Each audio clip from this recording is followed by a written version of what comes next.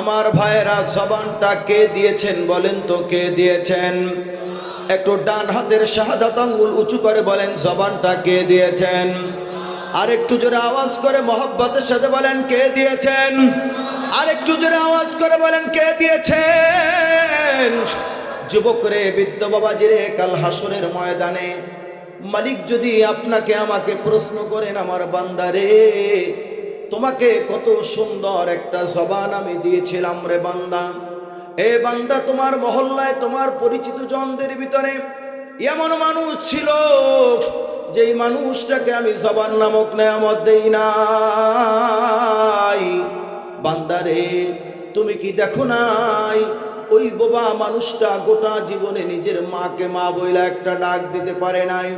এ আমার বান্দা, তুমি কি দেখো নাই ওই বোবা মানুষটা গোটা জিন্দেগিতে নিজের বাবাকে বাবা বইলা একটা ডাক দিতে পারে নাই?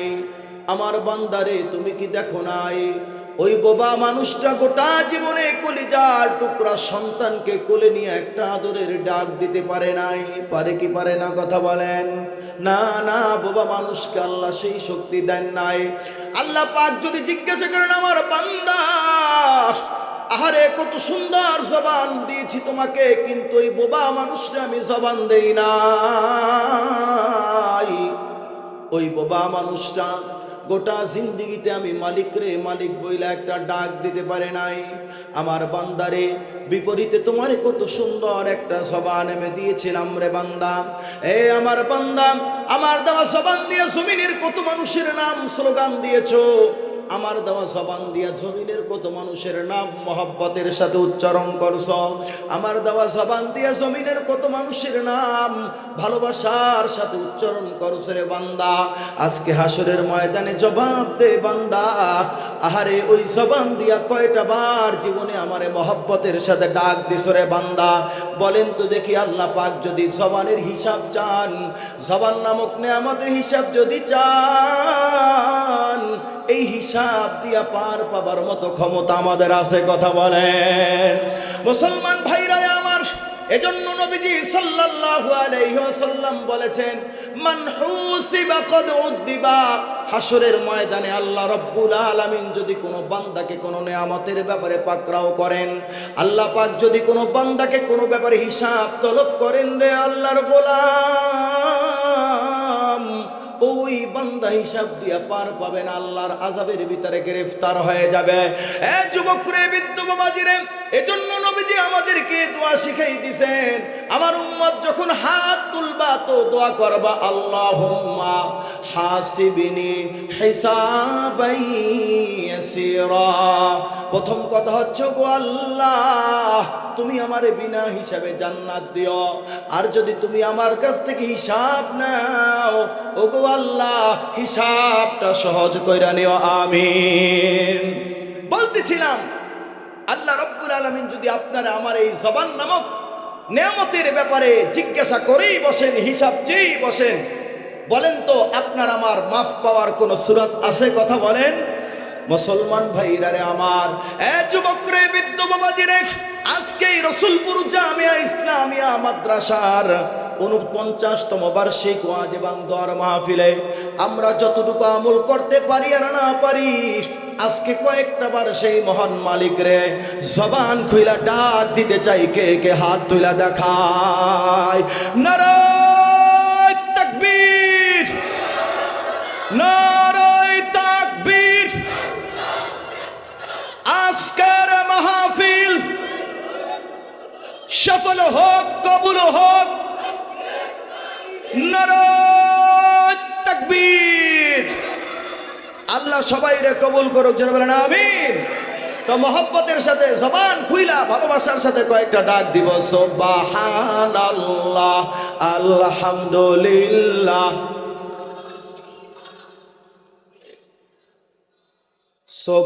সুবহানাল্লাহ, আলহামদুলিল্লাহ। মুসা নবীর সাথে বলছেন কথা,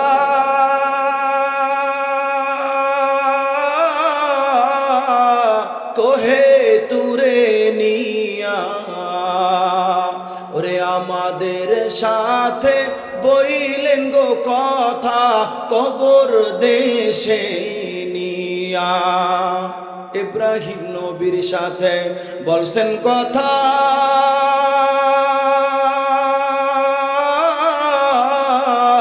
আগুনেতে ফেলিয়া।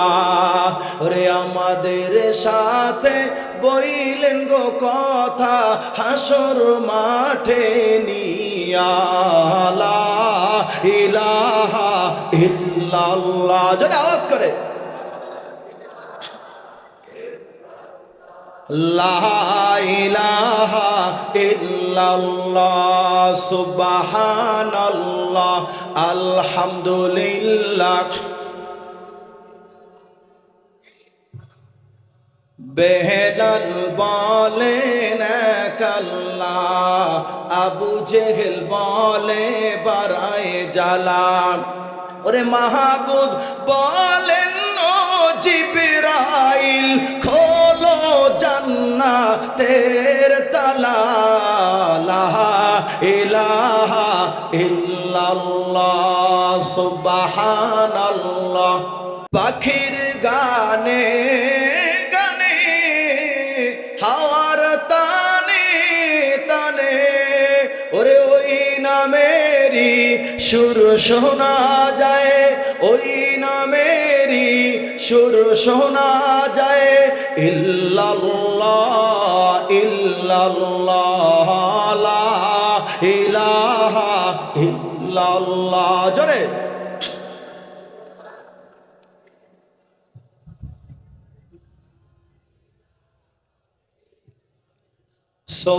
সুবহানাল্লাহ আলহামদুলিল্লাহ লা ইলাহা ইল্লাল্লাহ মুহাম্মাদুর রাসূলুল্লাহ সাল্লাল্লাহু আলাইহি ওয়াসাল্লাম। আমাদের হায়াতটা বড় দামি নিয়ামত। যুবক রে, বৃদ্ধ বাবাজি রে, হায়াতটা দামি নিয়ামত। কারণ আপনার আমার এই হায়াতের উপরে অনন্তকালের জিন্দেগির ভালো মন্দটা নির্ভর করতেছে। কথা বলেন ঠিক কিনা? আপনার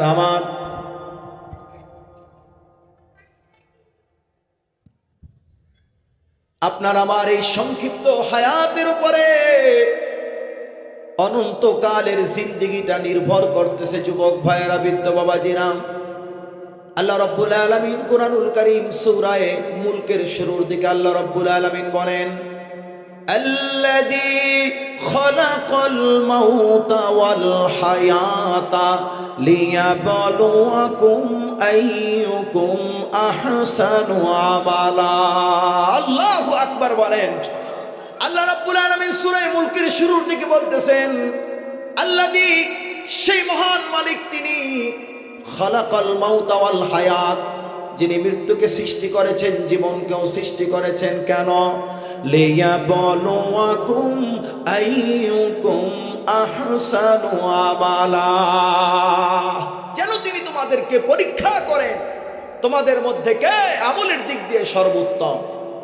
মানে বোঝা গেল আল্লাহ রাব্বুল আলামিন আপনাকে আমাকে আমলটা সুন্দর করার জন্য দুনিয়ায় পাঠাইছেন। যুবক রে, বৃদ্ধ বাবাজিরে, আমল সুন্দর করা ব্যতীত পরকালের জিন্দেগিটা শান্তিময় হবে না। যার আমল সুন্দর হবে তার জীবন সুন্দর হয়ে যাবে, যার জীবন সুন্দর হবে তার মরণ সুন্দর হবে, যার মরণ সুন্দর হবে তার কবর সুন্দর হবে, আর যার কবরের জিন্দেগি সুন্দর হবে তার গোটা আখিরাতের জিন্দেগি সুন্দর হয়ে যাবে। সুবহানাল্লাহ।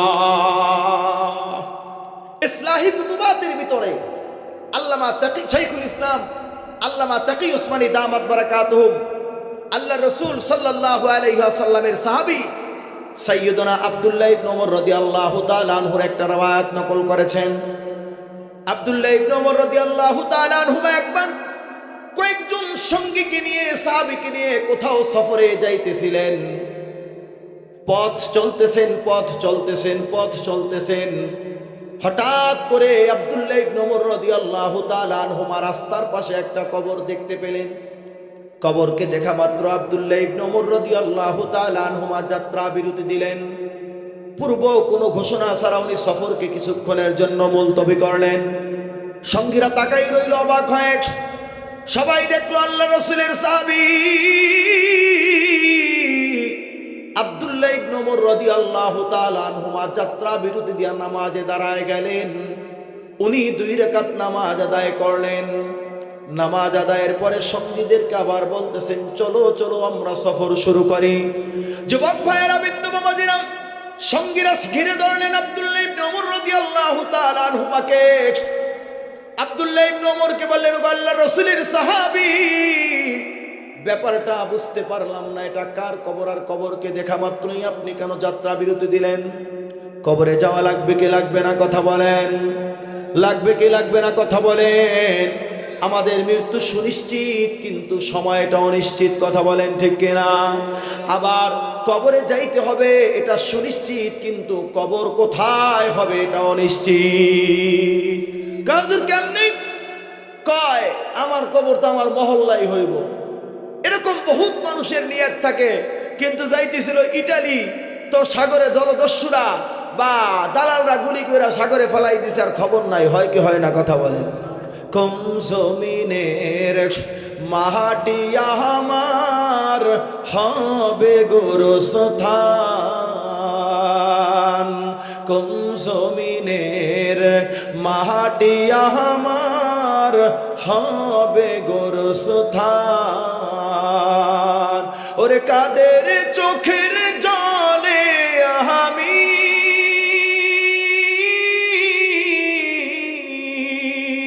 কাদের চোখের জলে আমি পাবো পরিত্রাণ, কোন জমিনের মাটি আমার হবে গোরস্থান। কারা আমায় গোসল দিবে, কে আনিবে কাফন? কারা আমায় কেঁদে কেঁদে করে দিবে দাফন? ওরে কারা আমার পাশে বসে শোনাবে কোরআন? কোন জমিনের মাটি আমার হবে গোরস্থান, কোন জমিনের মাটি আমার হবে গোরস্থান। मौत को समझा है गाफिल इख्तितामे जिंदगी, दर हकीकत मौत तेरे इब्तिदाए जिंदगी। मुसाफिर हर कुजा बाशद वतन राया दमीदारदा, चुबुलबुल दर कफस बाशद चमुन राया दमीदाराद। अल्लाहु আকবার বলেন। মুসলমান ভাইরা আমার বলতেছিলাম, ইসলাহি কুতুবাতের ভিতরে শেখুল ইসলাম আল্লামা তকি উসমানী দামাত বারাকাতুহুম আল্লাহর রাসূলের সাহাবী সাইয়্যিদুনা আব্দুল্লাহ ইবনে ওমর রাদিয়াল্লাহু তাআলা আনহুমার riwayat নকল করেছেন। উনি বলেন, আব্দুল্লাহ ইবনে ওমরকে সঙ্গী সাহাবায়ে কেরাম ঘিরে ধরলেন, ওগো আল্লাহর রাসূলের সাহাবী, এটা কার কবর? কবরকে দেখিবে কেন আপনি যাত্রা বিরতি দিলেন? আব্দুল্লাহ ইবনে ওমর রাদিয়াল্লাহু তাআলা আনহুমা বললেন, ও আমার সঙ্গীরা, এটা কার কবর আমি জানি না, তবে কবরকে দেখা মাত্র কেন আমি যাত্রা বিরতি দিলাম শুনে নাও। কয় কেন যাত্রা বিরতি দিলেন? উনি বলেন, কবরকে দেখা মাত্র বিশ্বনবী সাল্লাল্লাহু আলাইহি ওয়াসাল্লামের একটা হাদিস আমার মনে পড়ে গেল। নবীজি সাল্লাল্লাহু আলাইহি ওয়াসাল্লাম ইরশাদ করেছেন, কবরে যেই মানুষগুলারে দাফন করা হয়েছে, কবরের প্রত্যেকটা মানুষ কান্নাকাটি করে আর অতীত হায়াতের কথা স্মরণ করে। কেউ কান্দে, ওগো আল্লাহ, কতদিন চায়ের দোকানে বসে 1 কাপ চা খাইছি, আধা ঘন্টা নষ্ট করে, এমনও পাবলিক আছে না নাই? কথা কয় না? 1 কাপ চা খায় আধা ঘন্টা নষ্ট কইরা হেতেই আবার মসজিদে যায় দেখবেন ইমাম সাহেব যদি সূরা একটু লম্বা করে নামাজের পরে খেসকি বাইরা ওঠে। কথা বলেন ঠিক কিনা? হুজুর যদি একটু জুমার পরে দোয়াটা লম্বা করে, কয় হুজুর আমনে তো কাজ কাম নাই, চাইতে যায়, অথচ চায়ের দোকানে সকাল বিকাল বেড়াল ঘন্টাকে ঘন্টা বসে বসে মোবাইলে লুডু খেলা, হেতে এর সময় যায় না। কথা বলেন ঠিক না? মুসলমান ভাইরা আমার, আব্দুল্লাহ ইবনে ওমর রাদিয়াল্লাহু তাআলা আনহুমা ইরশাদ করেন, নবীজি সাল্লাল্লাহু আলাইহি ওয়াসাল্লাম বলেছেন, কবরের মানুষগুলো অতীত হায়াতের কথা স্মরণ করে আর কান্নাকাটি করে। ওগো আল্লাহ, কতদিন চায়ের দোকানে বইসা এক কাপ চা খাইছি, আধা ঘন্টা নষ্ট কইরা মালিক, ওখান থেকে যদি মাত্র 5টা মিনিট কম সময় ব্যয় কইরা আমি যদি 2 রাকাত নামাজ পড়তাম, আমার আমল নামায় 2 রাকাত নামাজের সব বেশি থাকতো। আরেকজনে কান্দে, গো আল্লাহ, হায়াতের মূল্যবান সময়কে কত আজাগা বেজাগা কুজাগায় নষ্ট করছে গো মালিক। ওই সময়গুলো যদি ওভাবে নষ্ট না করে যদি মাত্র 5টা মিনিট তোমার নামের জিকির করতাম, তোমার নামের যদি একটু তাসবিহ পড়তাম, সুবহানাল্লাহ, আলহামদুলিল্লাহ, লা ইলাহা ইল্লাল্লাহ, আল্লাহু আকবার, জবান খুলে মুহাব্বতের সাথে সুবহানাল্লাহ, আলহামদুলিল্লাহ, লা ইলাহা ইল্লাল্লাহ, আল্লাহু আকবার। ওগো মালিক, যদি মাত্র 5টা মিনিট কম সময় ব্যয় করে তোমার নামের 5 মিনিট জিকির করতাম, ওই 5 মিনিটের আমল নামা, ওই 5 মিনিটের সব আমল নামায় বেশি থাকতো। বলেন তো, কবরে বৈশা যদি 1,00,000 বার মালিক রে ডাকে, একটা সব আমল নামায় লেখা হবে? কথা বলেন না না। আল্লাহর রাসূল সাল্লাল্লাহু আলাইহি ওয়াসাল্লাম বলেন, আব্দুল্লাহ ইবনে ওমর রাদিয়াল্লাহু তাআলা আনহুমা বর্ণনা করেছেন, কবরের প্রত্যেকটা মানুষ এভাবে নিজের অতীত হায়াতের কথা স্মরণ করে আর কান্নাকাটি করে আর বলে, ওগো আল্লাহ, আরেকবার যদি দুনিয়ায় যাওয়ার তুমি সুযোগ দাও, ওগো মালিক, বাইজিদ বোস্তামির মতো বুজুর্গ হয়ে আসম, তোমার নেককার বান্দা হয়ে আসব। আয় আল্লাহ, মাওলায়ে কারীম, তোমার রাসূলের দেখানো পথ ছাড়া চলবো না। বলেন তো, কবরে বৈশা যতই কান্নাকাটি করো, আর কোনোদিন দুনিয়ায় আসার সুযোগ পাওয়া যাবে? কথা বলেন, পাওয়া যাবে? দুনিয়ার শ্রেষ্ঠ সময়, হায়াতের শ্রেষ্ঠ সময় কভু আর মিলিবে না। এ সুযোগ হারাইও না, এ সুযোগ আর পাবে না হেলায় ফেলিয়া, কবরের জীবন যাবে কান্দিয়া কান্দিয়া। কথা বলেন ঠিক কিনা? হায়াতের শ্রেষ্ঠ সময়, জীবনের শ্রেষ্ঠ সময়, দুনিয়ার শ্রেষ্ঠ সময় কভু আর মিলিবে না। এ সুযোগ হারাইও না, এ সুযোগ আর পাবে না হেলায় ফেলিয়া, কবরের জীবন যাবে কান্দিয়া কান্দিয়া, হাসরের জীবন যাবে কান্দিয়া কান্দিয়া। কিন্তু এই কান্নায় কোনো লাভ হবে না। কথা বলেন ঠিক কিনা? কাগজ কাট কর, ঘুরি বানা কর, उड़ाता है आसमां में, घुरी बेचारा क्या करेगा, रस्सी मेरा हाथ में। अल्लाहु আকবার বলেন। মুহতারাম হাজিরিন, আব্দুল্লাহ ইবনে ওমর বলেন, আব্দুল্লাহ ইবনে ওমর রাদিয়াল্লাহু তাআলা আনহুমা বলেন, কবরের প্রত্যেকটা মানুষ এভাবে নিজের অতীত জীবনকে স্মরণ করে আর কান্নাকাটি করে। 3.5 হাত ওই কবরের ভিতরে যাইতে হবে কি হবে না? কথা বলেন। যুবক রে, বৃদ্ধ বাবাজিরে, অন্ধকার ওই কবর, বাতি নাই, সাথী নাই। আহারে, ওই কবরের ভিতরে যদি বাতি জ্বালাইতে চাও তো ঈমান আর আমল দুরস্ত করার বিকল্প নাই। দুনিয়ার এই ক্ষণস্থায়ী জীবনে আমলকে সুন্দর করার বিকল্প নাই। যদি আপনি আমি দুনিয়ার জীবনকে সুন্দর করতে পারি, আমলকে সুন্দর করা যায়, যুবক রে, বৃদ্ধ বাবাজি রে, অন্ধকার কবরে আল্লাহ তাআলা বাতির ব্যবস্থা করে দিবেন। কথা বলেন ঠিক কিনা? ইঞ্জিনটা চইলা গেলে হায় রে হায়, ডাব্বাটা পইরা রইব এই না দুনিয়ায়। কথা বলেন ঠিক কিনা? ইঞ্জিনটা চইলা গেলে হায় রে হায়, ডাব্বাটা পইরা রইব এই না দুনিয়ায়। ওরে 3.5 হাত মাটির ঘর, অন্ধকার ওই কবর, আলোকে জ্বালাইব খবর রাখলি না। ওরে মাওলা যদি থাকেন রাজি, আলো জ্বালাইব মাঝি, মাওলা যদি থাকেন রাজি, আলো জ্বালাই রইব মাঝি, নইলে যে দুঃখ কষ্টের নাই রে সীমা নাই। ইঞ্জিনটা চইলা গেলে হায় রে হায় রে হায়, ডাব্বাটা পইরা রইব এই না দুনিয়ায়। কথা বলেন ঠিক কিনা? এ যুবকরা, বৃদ্ধ বাবাজিরা, এজন্য আমলকে সুন্দর করে চাই।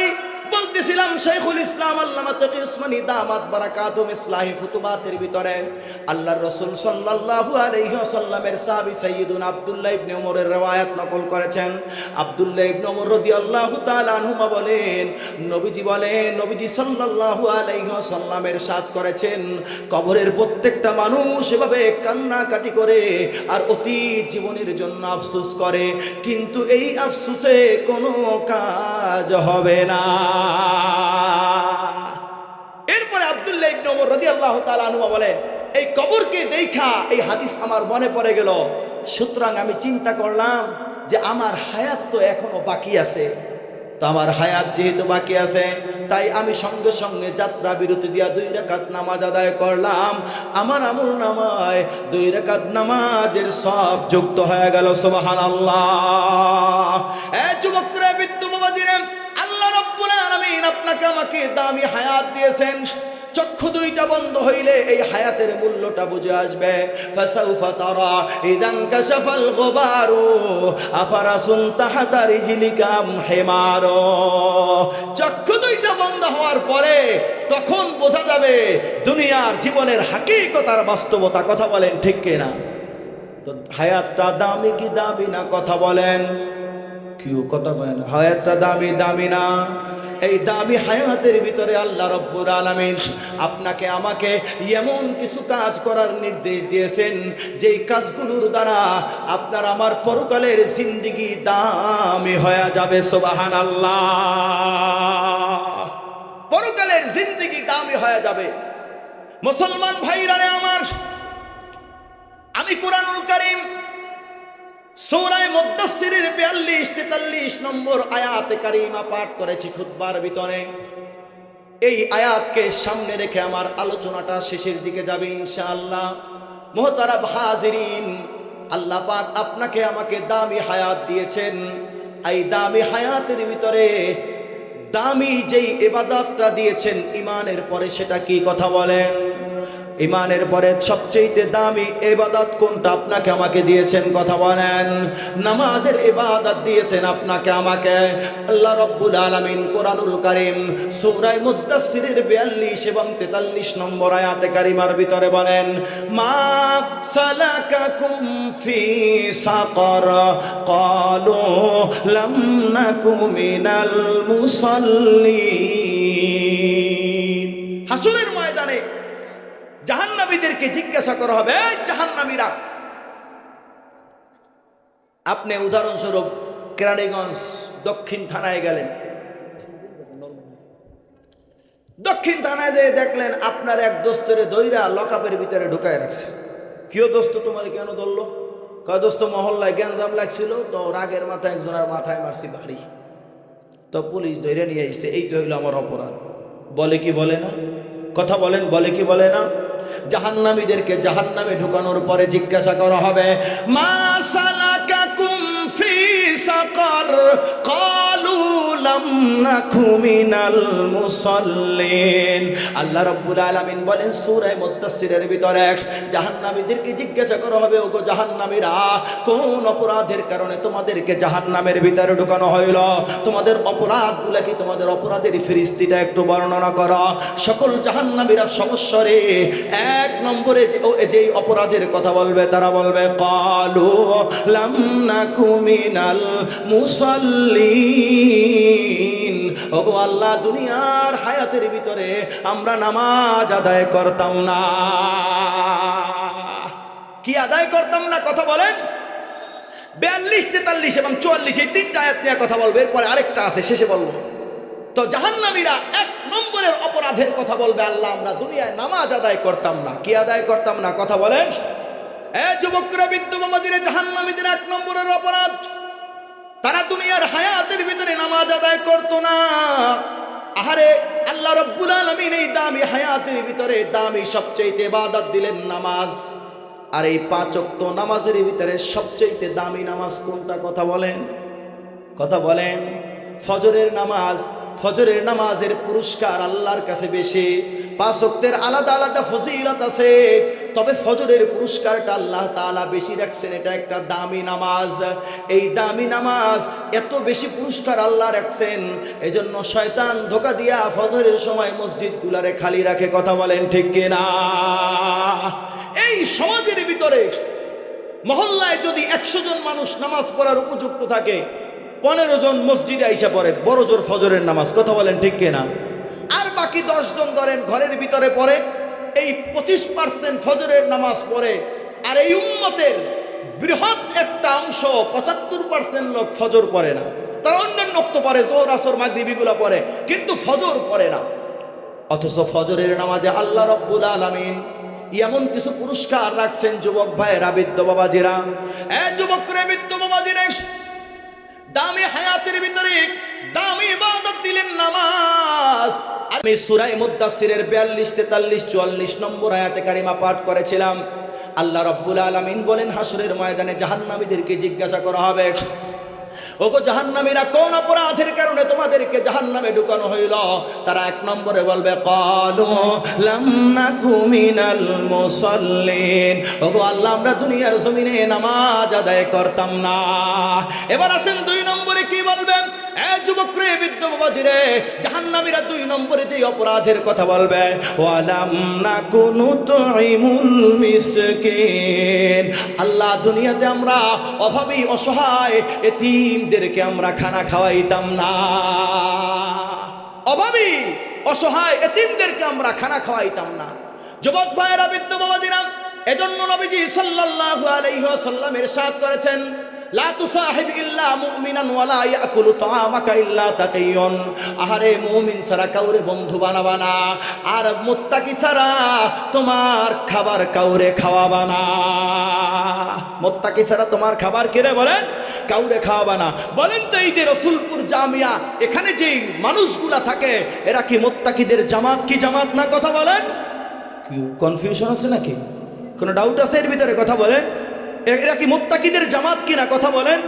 অবশ্যই মুত্তাকিদের জামাত। নবীজির আরেকটা হাদিস রয়েছে, যুবকরা, বৃদ্ধ বাবাজিরে, ইসাফু আহলুন নার ফায়ামুরু বিহিমুর রাজুলু মিন আহলিল জান্নাহ ফায়াকুলু মিনহুম ইয়া ফুলান আমা তারিফুনি আনাল্লাযী সাকাইতুকা শারবাতান ওয়া ইয়াকুলুল আখার ইয়া ফুলান আমা তারিফুনি আনাল্লাযী ওয়াহাবতু লাকা বুজুআন ফায়াশফাউ লাহুম ফায়াদখিলুহুমুল জান্নাহ। নবীজি বলেন, হাসরের ময়দানে জাহান্নামীদেরকে লাইন ধরে দাঁড় করানো হবে। দেখেন না, পুলিশ যখন গণগ্রেফতার করে, কোর্টে লাইন ধরে চালান দেয়, পিঠে কোমরে রশি বেঁধে, কথা কয় না কেন? তো জাহান্নামীদেরকে এভাবে লাইন ধরে দাঁড় করানো হবে। আল্লাহর নবী বলেন, ফায়ামুরু বিহিমুর রাজুলু মিন আহলিল জান্নাহ। হঠাৎ করে তাদের সামনে দিয়ে একজন জান্নাতি আলেম হেঁটে যাবে। এই রসুলপুর জামিয়ার একজন ওস্তাদ হেঁটে যাবে। এই রসুলপুর জামিয়াতে যেই ছাত্র লেখাপড়া করছে, এমন একজন ছাত্র, এমন একজন তালিবুল ইলম, এমন একজন হাফেজে কোরআন, এমন একজন কারি সাহেব, এমন একজন মুফতি সাহেব ওই জাহান্নামীদের সামনে দিয়ে হাইটা যাবে। হঠাৎ করে ওই জাহান্নামীদের ভিতর থেকে একটা লোক, লাইনের মধ্য থেকে একটা লোক বইল উঠবে। ফায়াকুলুর রাজুলু মিনহুম ইয়া ফুলান। হঠাৎ করে ওই লাইনের মধ্য থেকে একজন জাহান্নামী বলে উঠবে, ওগো আলেম রে, ওগো রসুলপুর মাদ্রাসার ছাত্র রে, ওগো রসুলপুর মাদ্রাসার তালিবুল ইলম রে, আমা তারিফুনি আনাল্লাযী সাকাইতুকা শারবাতান। ওগো তালিবুল ইলম রে, তুমি কি আমারে চেনো নাই? আমি তো রসুলপুরের বাসিন্দা, আমি তো আব্দুল্লাহপুরের বাসিন্দা, আমি তো সুবাড্ডার বাসিন্দা, আমি তো সাক্তার বাসিন্দা, আমি তো কেরানীগঞ্জের বাসিন্দা, আমি তো ওই মানুষ যে তোমার একদিন 1 গ্লাস পানি খাওয়াইছিলাম। আলেম রে, ওগো তালিবুল ইলম রে, তুমি কি আমারে চেনো নাই? আমি তোমার বোর্ডিং এর ভিতরে 1 বস্তা চাল দিয়েছিলাম, 1 বস্তা ডাল দিয়েছিলাম। আমি তুমি যেই বিল্ডিং এ ঘুমাইতা, ওই বিল্ডিং এ একটা সিমেন্ট দিয়েছিলাম, আমি ওই বিল্ডিং নির্মাণ করে দিয়েছিলাম। আমি তোমার লিল্লা বোর্ডিং এ কোরবানির চামড়া দিয়েছিলাম। আমি আমার যাকাত ফিতরা তোমার মাদ্রাসার বোর্ডিং গুলাতে দিয়েছিলাম। ওইটা খাইয়া তুমি আজকে আলেম হইছ, তুমি আজকে জান্নাতের দিকে হাইটা যাচ্ছ। আরেকজন বলবো ইয়াকুলুল আখার। নবীজি বলেন, আরেকজন লোক লাইনের মাঝখান থেকে বলে উঠবে, ইয়া ফুলান মা তারিফুনি আনাল্লাযী ওয়াহাবতু লাকা ওযুয়ান। আরেকজন লোক লাইনের মাঝখান থেকে বলবে, ওগো আলেম, ওগো রসুলপুর মাদ্রাসার ছাত্র, রসুলপুর জামিয়া ইসলামিয়ার ছাত্র, তুমি কি আমারে চেনো নাই? আমার তো আর্থিক অবস্থা ভালো ছিল না, আমি তোমারে তেমন কিছু খাওয়াইতে পারি নাই, কিন্তু আমি তোমার একদিন অজুর পানি আগাই দিয়েছিলাম। সুবহানাল্লাহ। নবীজি বলেন, ফায়াশফাউ লাহুম ফায়ুদখিলুহুমুল জান্নাহ। এভাবে ওই যায় লাইনের ভিতর থেকে এক একজন জাহান্নামী এক একটা বাহানা ধইরা ধইরা ওই তালিবুল ইলমের কাছে, ওই আলেমের কাছে সুপারিশের জন্য বায়না ধরবে। নবীজি বলেন, ফায়াশফাউ লাহুম ফায়ুদখিলুহুমুল জান্নাহ। ওই আলেম, ওই রসুলপুর মাদ্রাসার তালিবুল ইলম ওই জাহান্নামীদেরকে সবগুলার সুপারিশ কইরা আল্লাহর জান্নাতে ঢুকাবে। জোরে বলেন সুবহানাল্লাহ।